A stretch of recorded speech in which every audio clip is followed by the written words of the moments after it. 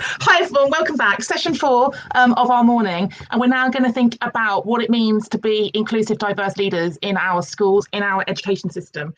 We've got 4 brilliant speakers from very diverse backgrounds to share their journeys with you. So we have Adrian McLean, who's a former head teacher and a system leader in the Midlands, who's going to be talking about visible role models. We have Amy Ferguson, who's soon to be a deputy head teacher in an AP school, who's going to be exploring intersectional leadership. Everyone needs to know the word intersectional and what that means.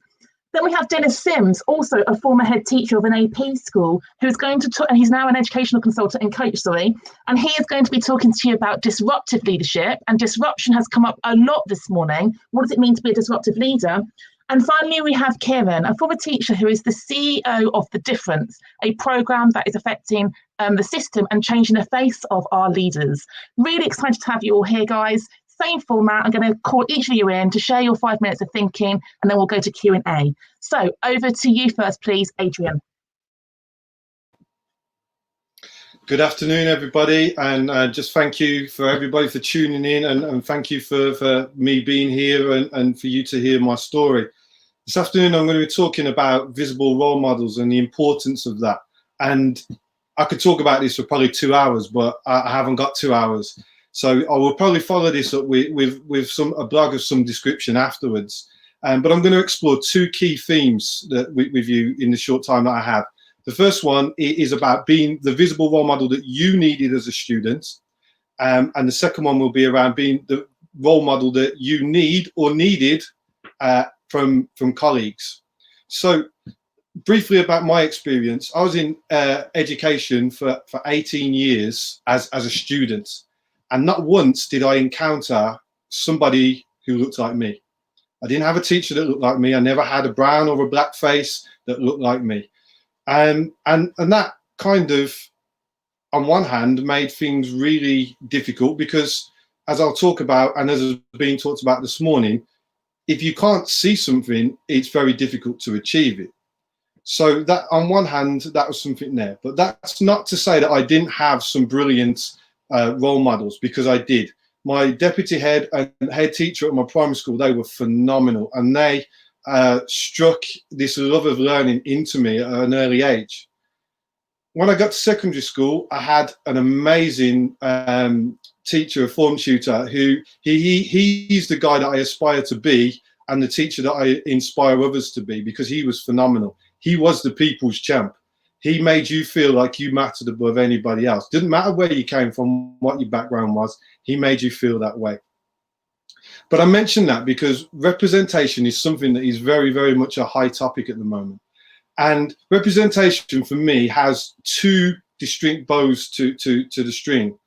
And the first one is about, as I've touched on already, if you can't see something, it's very difficult to aspire to be it. I didn't have that as I was growing up, and as I've came up through education. As has been mentioned this morning again, 97% of head teachers, what has been my aspiration, and to go back to being a head teacher is an aspiration for me. 97% of head teachers are white males. So that means that 3% for in terms of males are of ethnic diverse backgrounds. I know that 0.6% of Black Caribbean become head teachers, and for me, as a mixed white Black Caribbean person, it's been a case of that they represent 0.1%. So those latest figures, I was part of that 0.1%. I'm no longer part of it. So that shows you something within itself. So to go back to being a student, being the visible role model that you needed as a student, what am I talking about? I'm talking about being that person who is an advocate and an ally for those young people. Being that visible role model, showing them that there is more to life than what's going on. When I grew up, the only Black people that I saw on TV or names up in lights were sports stars, movie stars, rap stars. That was it. That's all the big role models I had to aspire to. I didn't really see anybody in positions of high authority that looked like me. And 26 years later, after I've left school, it's still pretty much the case. That's why we're having this discussion today. So representation from that point of view is really, really key and really important. But the flip side of it, I can say that as a worker, as a trust leader working across 7 schools in a 98% white area, it's really important for breaking down those barriers as well. And as Benny said earlier this morning, for utilizing what you look like in that domain, because I've broken down so many barriers this year working in that environment, working with predominantly white children who thought it was okay and the usual thing to do. You're right, sir, safe, and come up and want to give you affirms. No, that's not how we behave. That's not normal. That's not how we expect to be greeted. But that's what they've seen on TV. That's what they expect all black people to be like, and that's not the case. So I've broken down a number of barriers there from that point of view. I've worked really quite closely with students from a Roma Gypsy background this year, and we've made an incredible bond because they've realised, as well as I've realised, that we share so many similar stories and traits and experiences that have happened. So we've broken down barriers there. And that is massive because that's changed their level of understanding of the world. That's allowed them to see things in a different light. It's changed the chemistry in their brain and how they talk and how they think about things as they move forwards. Going on to talking about colleagues. How can you be that visible role model and share that with your colleagues? Well, for me, there was nobody in senior leadership who looked like me. All right, okay? And that was something really difficult. I'm a bull in a china shop for that kind of thing. I'm going out. If I want something, I'm going to get it. But not everybody's that way inclined. So it's about visually representing that for them, showing them that representation, that you can do it, you can see it. And once they see it, they start to grow that confidence to know that they can do it. So there's 5 things that I really try to do, and I implore you all to do. And it doesn't matter what background you come from, in terms of diversity. You know, you take out my angle of being a black male and you insert your diverse angle, it's exactly the same process. So first and foremost, I make sure that I find out about their background and their aspirations. What do they want to achieve in this profession? What is the pinnacle of what they want to do? And I push them about that because it's not just enough to turn up for me. I then use that information and I share it with my senior colleagues and I make sure that it's widely known.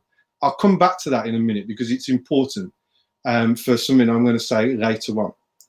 I publicly praise them. I make sure that they feel the love that they get from that, because they need to make sure that they understand they're good at what they do and that they can do this, because we've been programmed predominantly to think that, oh, no, people like me or people who look like me, we don't get to do that. That's not what we're here for.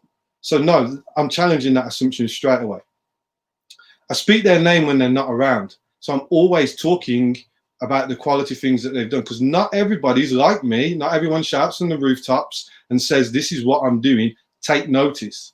So I make sure I speak their name about what they're doing.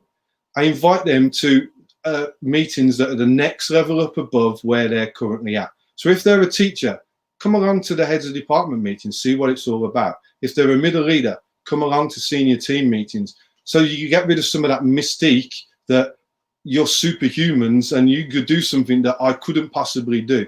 They get to recognize that we're all humans too, and they get to see what's behind the curtain. And then pivotal to going back to where I started about sharing with other colleagues around the table, you have constantly needs of challenges and programs and things that need to be led within school. This then comes back to, once you've done all those things, making sure that you can recommend and push those people forwards to being able to undertake those challenges that come up, those little projects where you don't have capacity to do them. They can go on and take them to show them that they're better than they think that they are, and that they're more fulfilled in doing that, and giving them that drive and desire to show that they're able to step up to that level, and B, also showing the community of the school and at a wider level, whole school and outside of the organisation, that those people can do that. So I'm a real big advocate of doing that. It doesn't matter to me whether, yes, you know, I've got a big bee in my bonnet at the moment about black males in particular, because we're a real small number in schools. There's less than 4,000 of us across all schools. Okay, that's not okay. That's not good enough. Okay, and that needs to change. But I'm a big advocate across everything. It doesn't matter to me. If you're somebody with a disability, you need to share that with students. If you're somebody who comes from a diverse background, you need to share that with students, because you're going to break down those backgrounds. If you are a member of the LGBT community, you need to share that, because those students are there, they have those thoughts, and they don't think they've got anybody that they can speak to, or anybody who understands what they're going through. You make such a difference by doing that and being their advocate. I can't speak highly enough about it, but I know I'm aware that the time is up. So I'm going to finish on one last thing to make sure that I'm pushing that as well. I've become a governor last year, so I'm also a governor, to make sure that I'm representing those communities from a governance point of view. So I look forward to the questions. I look forward to talking to you more at another point, and I will put out more thoughts about this in a blog later on this afternoon. Thank you very much for listening. Thank you, Adrian. So powerful. It's really resonating with the audience, this concept of demystifying leadership and pulling back that curtain. And it's not a secret chamber where all the white men go and just make the decisions. We need to be modelling and sharing and breaking down. I know as a head teacher, I didn't know about finance or HR until I became a head teacher. We need to be building it in, and that's succession planning is absolutely key. So thank you so much. It really, really resonated. So Amy, pick up the thread, please, and talk to us about what it means to have intersectional leadership.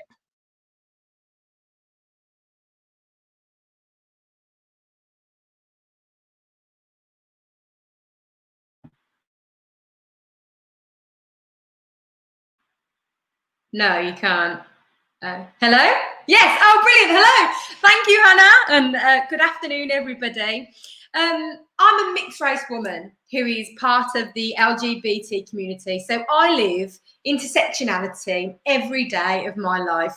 I don't get to put down one part of my identity and pick up another when I feel like it. I'm able to hide, let's say, my sexuality, but not my race. It's likely that assumptions have already been made about me because I'm a feminine woman before I've even begun to tell people about my life.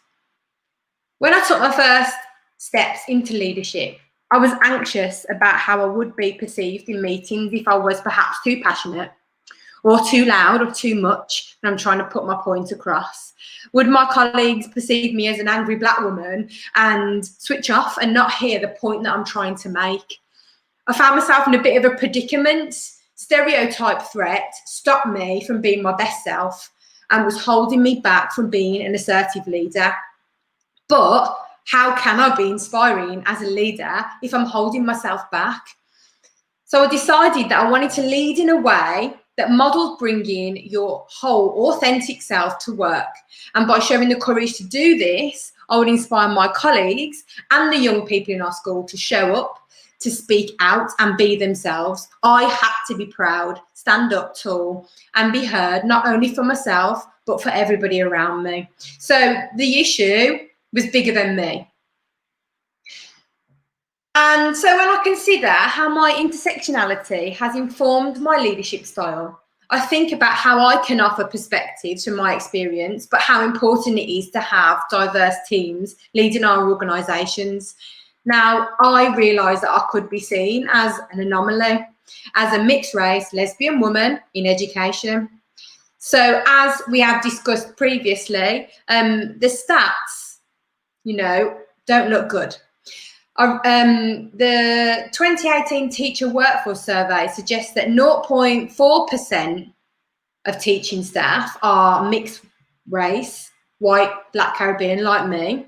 And there are about 100 white, black, Caribbean school leaders, deputies, assistants and heads. However, I'm not an anomaly in the rest of the world. Schools don't exist in a bubble from the rest of society, and there needs to be role models that reflect the rich diversity of our society. And we know that people perform better when they can be themselves. So everybody benefits, staff and the young people in our schools. To succeed in leadership, And to build teams, we must be willing to bring our whole selves to the work that we do. And this means showing up authentically, leading with humility, and remembering that we're all vulnerable and imperfect individuals doing the best that we can every single day.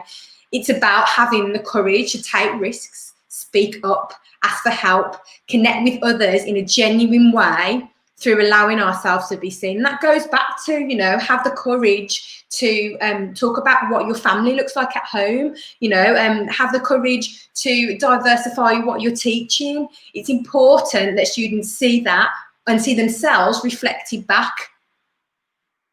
But historically, there have been many groups of people who haven't felt the freedom, let alone had the choice to share more of themselves at work because of legislation such as Section 28. And we are still dealing with a lot of hangover from Section 28, I think, and prevailing attitudes about race, about gender, about sexuality.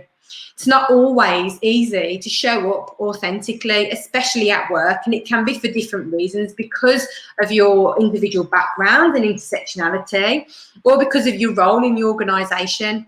You might fear there's going to be repercussions from your colleagues if we don't fall into line. We're conditioned to separate our home lives, our personal and our professional lives. So why would we expose ourselves unnecessarily? What's the point? Why don't you just fall into line? Of course, there's going to be a risk there. And it might feel like an even greater risk to do this at work because this is your livelihood. It's how you make your money. There might also be a fear of being rejected or criticised or judged, or even, people taking the mickey, being ridiculed, putting yourself out there. Some of us are naturally more extroverted, some of us are more introverted, and there are people who will choose not to talk about their feelings or lives because they don't want to, and that is also okay. Being willing to bring your whole self to the workplace is more about getting to a place where you have the freedom to be authentic and vulnerable, and also the freedom to choose what you want to reveal about yourself. It's not just about the choice to talk about personal things or feeling safe to do so. It's about those little corridor interactions that people have. It's about the day-to-day management of the organisations. Now, in schools where staff are reluctant to share their ideas and thoughts, not just on a personal level, but on whole school issues, the school's missing out on opportunities to improve and grow by not listening, but not having that space for people to share and feeling safe to contribute. Leading with authenticity allows you to impact the culture of your school.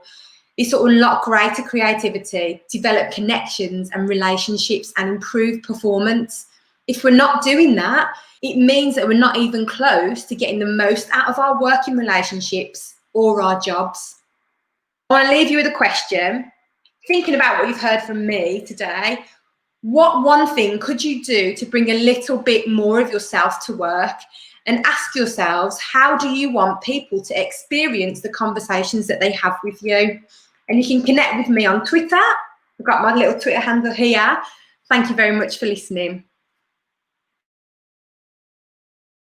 Thank you, Amy, and thank you for stepping into the breach, because I only asked you to join us yesterday when somebody didn't feel safe to come and join us today. So thank you so much for stepping up and being prepared to lean in. And I know your following is growing because everyone loved what you said on Wednesday night, and equally it's going off on your Twitter feed right now as well. So thank you for being such a visible role model.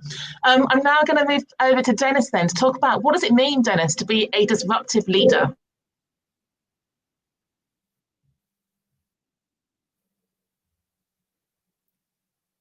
Thank you very much.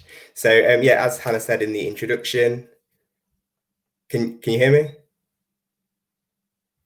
Yeah, great. So yeah, as Hannah said in the introduction, yeah, I'm a freelance consultant and coach. I specialise in leadership and behaviour in schools. And prior to that, I was head of school and alternative provision in Nottingham. I'm mixed race, so my dad's from Jamaica, my mum's from right here in Nottingham, and yeah, hearing those stats that you mentioned earlier, yeah, I was writing them down, going, yeah, that I was also part of one of those percentages, but now working outside of schools, you know, I've come outside of that as well. I also co-chair Teach First Head Teachers Network, which is a group of head teachers, around about 85 head teachers across the country. So I have a really good insight into, you know, the challenges and the opportunities that are within the education system at the moment. So in terms of thinking about disruptive leadership, I think that can mean so many different things to so many different people. And even the word disruptive is often negative when we're speaking about, pupils' behaviour in class, for example. So I wanted to focus on 3 areas of disruption and being a disruptive leader. So firstly, disrupting ourselves, starting with our thinking and our own actions. Secondly, disrupting your sphere. So that might be the classroom that you teach in. It might be your workplace. It could be your family, or maybe a community group that you're part of, or your neighborhood. And then thirdly, disrupting your system. When I started teaching, I definitely skipped straight to number 3. And I had all of these fantastic ambitions of going into education and changing the world. And I remember writing this postcard here, and it was kind of like, have a think about what is your mission and what's your purpose in education. And I still keep it here. But on reflection, I definitely wasn't ready to change the world. And I actually had a lot of areas of development personally and professionally before I can even influence, one person, never mind, a whole school or a whole education sector. And I think it's really important to focus on ourselves. And the theme that's been running through this morning is around continually learning, continually reflecting. And I think one thing that I want to call out over the last few weeks really is just this desire that so many people have to criticize and condemn others. We see it in society, we see it on social media particularly. Oh, that's wrong, that's wrong, that's wrong. And there's often a place for doing that, but we often use that as a deflection tactic that stops us from really reflecting on our own actions and our own ways of thinking. And, being from an ethnic minority myself, I don't want to assume that I am, without unconscious bias. We all have to do that reflection and thinking process. So a couple of questions to help us with this is asking ourselves, what don't I know? So when you're facing a decision or you're in a conversation, rather than just using our knowledge as a security blanket, thinking about what don't I know? What are we missing from this situation? What haven't I thought about or uncovered yet? And secondly, the question that every 4-year-old loves to ask is why? And we can ask why until there are no more whys left. Why am I doing this? Why do I work here? Why do I get up in the morning? Why am I facing this situation? And I've faced it 4 times before, but I'm still back at the same place. Why? And then lastly, what needs to change? And I think, thinking about, I'd like to get to here. So what would need to change in order for that to happen? What would need to be true in order for those things to be the case? Are really useful questions to ask ourselves. So what don't I know? Why and what would need to change? So moving on to, we've thought about disrupting ourselves and our thinking. We'll then be able to start to disrupt those around us. And we can only be ourselves. I advocate for being a respectful collaborator and to be humble in what we can offer, but to also understand the value of what we can offer.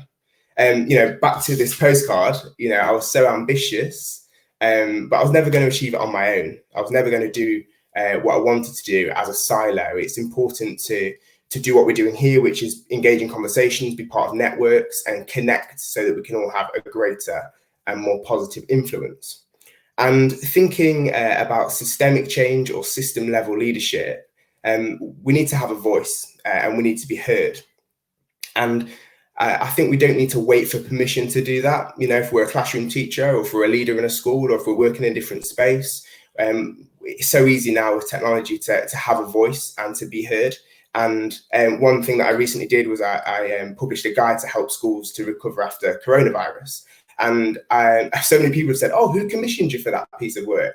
Nobody. I just decided to do it. And I think if you have an idea or if you have some thoughts, put it out there. It might help one person or benefit one teacher, one school somewhere, and it might even benefit people that you may never know about the impact. But I definitely encourage you to lead from where you are. Again, going back to being ambitious, have definitely been guilty of saying, when I was a teacher, oh, if I was a middle leader, if I was in charge of this department, I know I'd do this differently. And lo and behold, I became a middle leader. And if I was sat around that SLT table, it would be different. Things would be different if I was an SLT. get into SLT. Yeah, but you know, if I was the head, if I was in charge of this place, things would be different. And even as a head, you know, speaking with so many head teachers all the time, but if I could influence educational policy, then would really have a difference. And actually, this kind of wistfulness about the future and positions and influence we might have, it's really important to come back to where are we now? What can we do from the place that we're in? How can we lead ourselves really well? And just to influence the sphere that's around us initially. And hopefully, as we do that, we can start to have a momentum of change going forward. So yeah, great. Have the ambition, you know, push on and have those big dreams, and you know, great things can happen. But it's so important that it starts with self. And hearing Patrick speak earlier on this morning around kind of that self-reflection that takes place and the learning that many of us have been going through and have been prompted to go through as a result of recent events, I think is so important, but often undervalued. So yeah, my parting comments for you all would be to challenge yourselves first before you challenge others, to think about what don't you know, to ask the question of why, and then really think ahead to what would need to change in order for that to be true. Thank you. You're getting a round of applause from your peers here, Dennis. Brilliant. Why? One question we're going to keep asking. And I loved your modelling of being the change we want to see. If you think something needs doing and it's not being done, go and do it. Don't wait for someone else to step in that space and do it. The grassroots communities exist because the system did not create a diversity and equality strategy for the system. So we've created our own communities and we're challenging upwards rather than downwards. So a woman who does that a lot herself, someone who is challenging the system and bringing change. Kiran, talk us through your journey and what you're doing at The Difference as the CEO of a programme that is all about raising inclusive leadership in the system.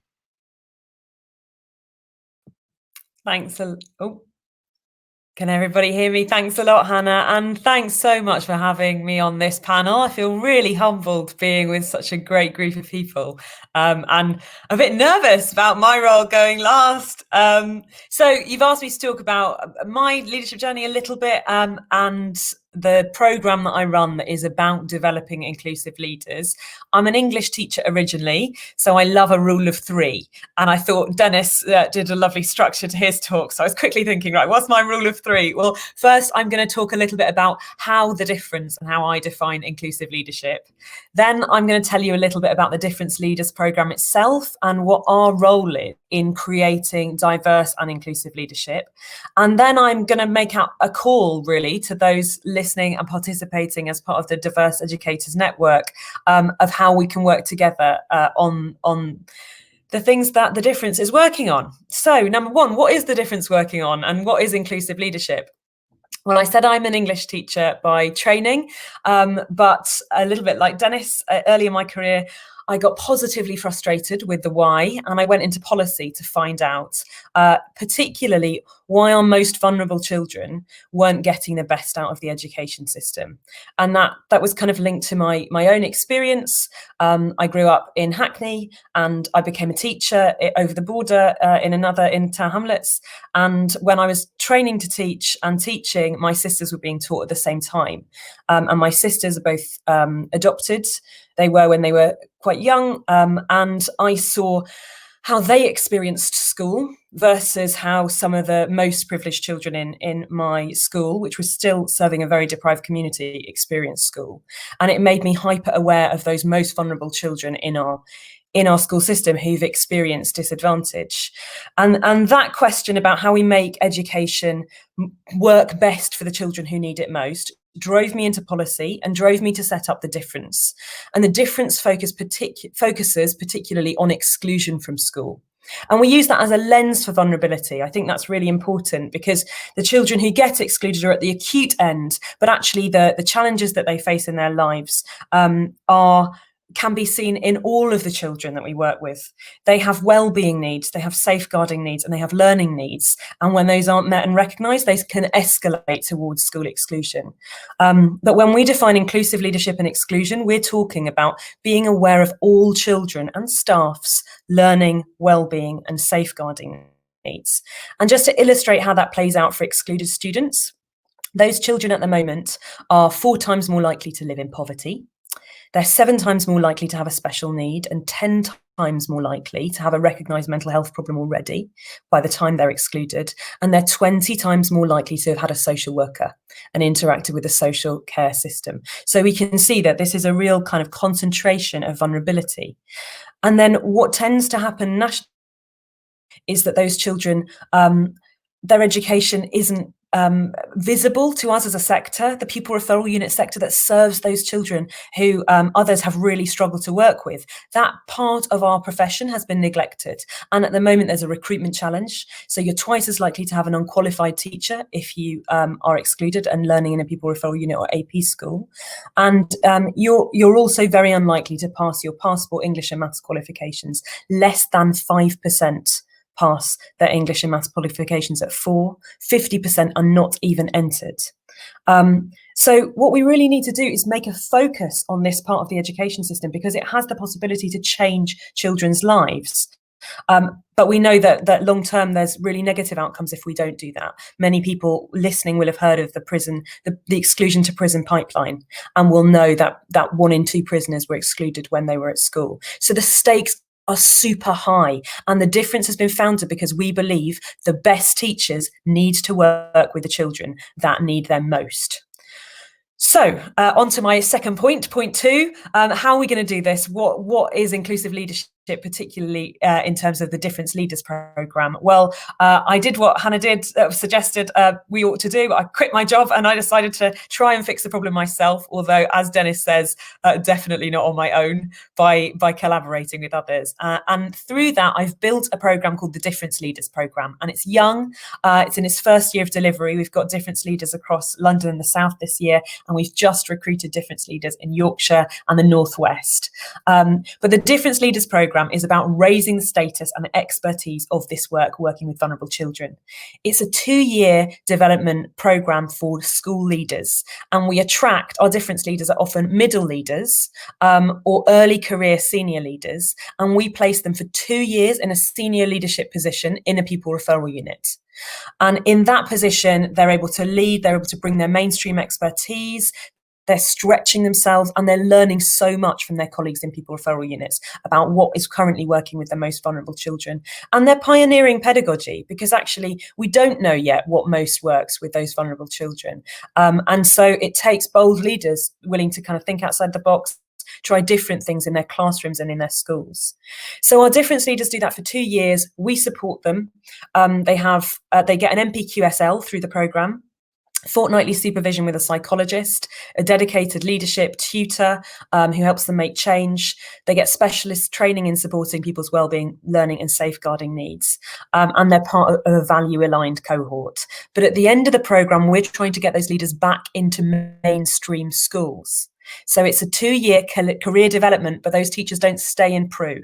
They're going back to mainstream, and we are trying to develop the demand in mainstream to respect that career expertise. And I'm working with MAT leaders, CEOs and heads across the country who are saying, actually, we need that in our schools. We want someone to come and be deputy head and lead how we do things really differently. I've got 2 minutes. I'm just finding out. Great. That's good because it's bringing me on to my third point. What is the relevance to diverse educators? Well, first, I think thinking about our students. So I've said that very vulnerable students are those likely to be excluded, and this is the time when that is more worrying because we know domestic violence is rising, serious adult mental health is rising, bereavement is rising, particularly amongst families of colour, and also the experience of racism is a trauma itself, and it interacts with other traumas, and it's part of why Black Caribbean children are disproportionately excluded at 4 times the rate, that dual heritage Black Caribbean and white students are over excluded at 3 times the rate, and Gypsy, Roma and Irish traveller students Adrian has already talked about, they are also disproportionately excluded. And I think if we want to be anti-racist, we need to upskill our staff teams to be trauma aware and bias aware. And Alison Creel spoke this morning about anti-racist values being laminated on the walls. That's empty. That's bullshit. To be frank, what we need to do is have continuous reflected practice, a constant reflective practice about how we're trauma informed and bias aware. And that's why the Difference provides staff supervision. which is regular and fortnightly. And we're trying to develop a community that constantly thinks differently about how we challenge the status quo in our classroom and in our staff teams. The second reason that the difference overlaps with the diverse educators community is teachers. So we talked about diversity in leadership, and it's key. I say the best teachers need to work with the children who need the most. I do not mean I want to reinforce a white male leadership stereotype. 5% of senior leaders, assistant and deputy heads are people of colour nationally. 33% of our student population are children of colour. That disparity is disgusting, and it is reinforcing some of the inequalities that we see. I am really proud that for the second year running now, the Difference is a sector-leading organisation in recruiting diverse senior leaders to posts. And I've worked really hard on our selection process, and I'm constantly learning. I'm thinking about how it doesn't replicate bias. I spoke at BayMed about that last year, and I'm writing a blog about it to kind of share that more widely.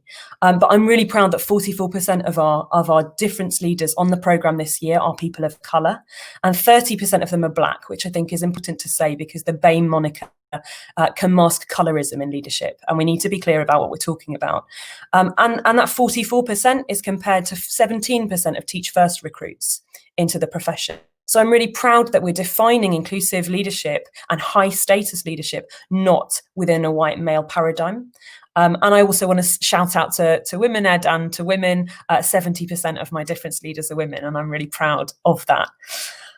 Look, it's not perfect. There is continuous challenge. I'm very aware this year that Muslim teachers are underrepresented within our cohort.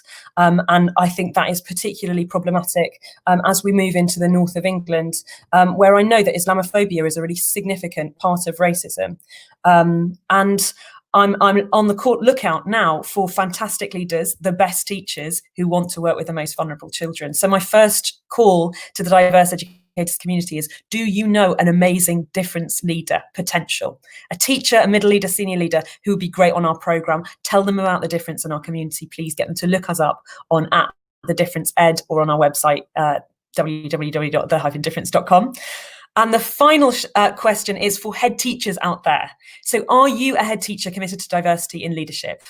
If you are, then I need you for two reasons. One is my difference leaders have spent a year in pupil referral units doing amazing things. They've got another to come, and then they're going back into mainstream schools. So if you're coming to today's conference thinking, I want to get diversity in my leadership, don't talk the talk, walk the walk. Contact me, find out about my difference leaders, and maybe they could be leading incredible inclusive practice, thinking about people's learning, well-being, safeguarding needs, embedding staff mental health, and challenging inequality in school.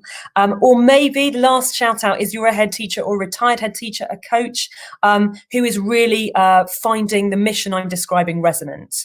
In that case, I want you to come towards me and volunteer to coach, spend time with, talk about your leadership career with my difference leaders so that they can learn from your expertise and you can help them become the head teachers of tomorrow.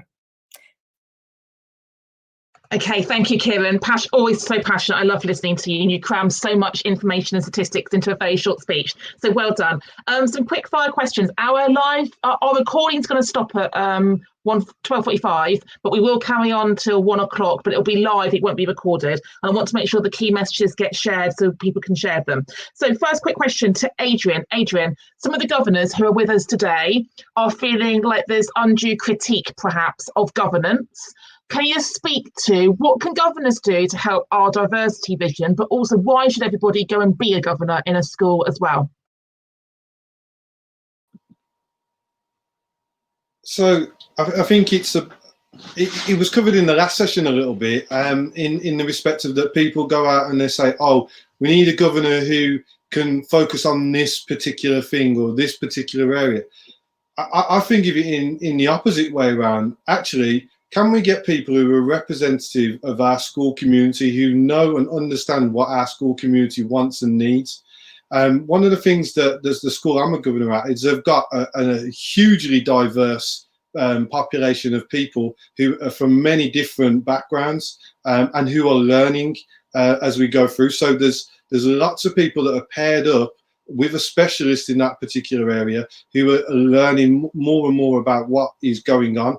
I think the real thing is that that gets lost in that, and I think people are fearful of, is that we want people who are passionate, who want to see the right things that are happening. So if you are a person from a diverse background, get yourself involved. That's the first thing. Don't be scared about looking behind the curtain to see what you think it is. This really is like the Wizard of Oz. You know, it's not the all-powerful being of the wizard. It's literally just some people.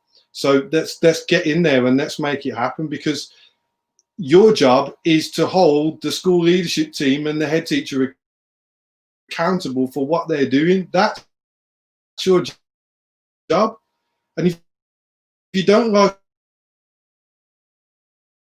what's going on, go and do something about it. The way we're going to make change. So that's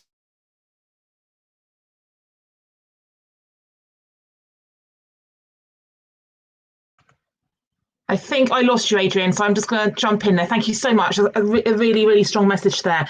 My next question is going to Amy about the concept you introduced about stereotype threats. I want to share 2 stereotypes I've heard in schools, but also from people I know. Stereotype 1, black men do behaviour. Because I know a lot of black and brown men who don't want to do behaviour, and they've left the system because they've been stereotyped as pastoral leaders. Stereotype 2, take 2 women who are English teachers. The white woman teaches English and the black woman teaches media studies. Do you want to just talk to the kind of the damage that these stereotypes do, please, in the system, Amy? The damage is that it restricts people and it makes people think that they can only do one type of thing. It's like there was a previous speaker who said about athletes and rap stars, I think with this during this session, and it creates tunnel vision. I can only be that one thing, and it reinforces that. And I think for me, the stereotype threat was, you know, thinking, I have to kind of cover or calm down who I am, or because I'm afraid of how I might come across, and then that holding me back. It can be damaging to your own mental health because it makes you feel like people will only see you that way, and it takes a lot to try and break out of that mold, that expectation, and to go beyond that. But you know, we have to represent different types of people in different types of jobs, you know, black women engineers, or you know, and it can be anything. But it's just about trying to show that diversity in those roles, to show people that they can actually be that, you can achieve it. And there's nothing wrong if you are a black male teacher who does want to do pastoral work. If you have interest elsewhere, that needs to be nurtured by your leadership. Thank you, Amy. Brilliant wrap up there. Question for Dennis. Dennis, I tagged you in something during the week about the self-promotion bias, and how women and people of colour need to try that bit harder to get the promotions, and they tend to veer away from self-promotion. Would you mind just sharing kind of like how you've navigated that in the system, but also outside of the system? Yeah, I think that's a really good question. And I think whenever, regardless of your diverse background, whenever you go to put your head over the parapet or step out, it really can feel, you really can feel exposed. And I think that the approach that I certainly take is to, there's enough negative thoughts within myself already. So I'm going to ignore the negative that comes from elsewhere. And there are only certain people in my life that have the privilege of offending me and, you know, really knocking me off track. And they're my closest family and friends and my loved ones. So I think sometimes we can worry too much about, well, what if somebody doesn't like it? Or what if somebody says this? And they may well do, but we should continue regardless. So I think my approach has come from that word authentic. So trying to be who I should be, trying to kind of cultivate the strengths that I have, and then just taking small steps. And as we take small steps, it might be involved going to a conference like I did with this conference back in January. And then the next time the conference is on, you might volunteer to do something at the conference. And, you know, those, yeah, thank you. I've modeled that really well, Hannah. So step by step, and rather than feeling like it's this big leap and I'm going to launch this whole big thing. Just speak to somebody about it, and then speak to somebody else about it, and then maybe write a blog about it, and step by step. And as we do that, suddenly those just things become normal.